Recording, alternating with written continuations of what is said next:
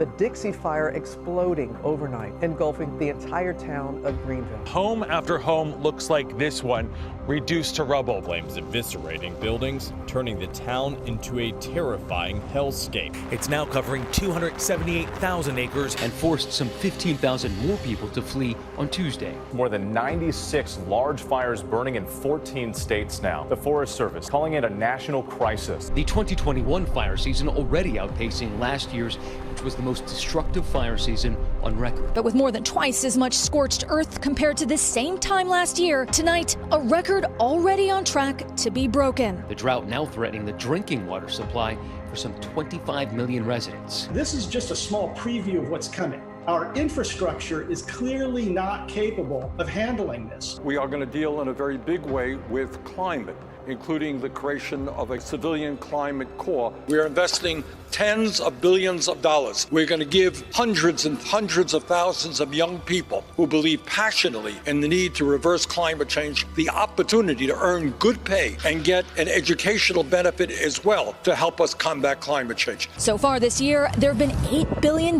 weather disasters, from the deadly Texas freeze in February to the heat wave that hit the Pacific Northwest, killing more than 200 and devastating the coastline. An event so extreme, scientists now say it would have been virtually impossible without human-caused climate change. We don't take action, head this up. It's going to be an incredibly expensive, painful experience as we have to rebuild trillions of dollars of infrastructure to handle a world with bigger heat waves, higher sea level, more intense rain events. It's going to be very painful and very expensive.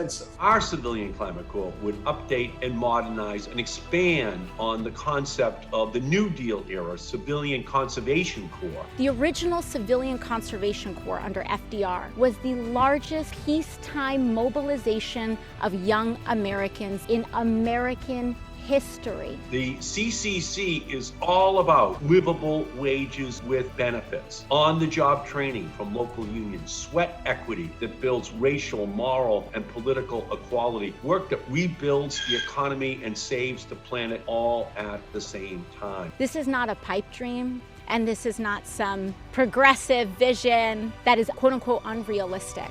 We've already done this. So much of this is about how we go even bigger and better than we did originally. In my view, this is probably the most consequential piece of legislation since the 1930s.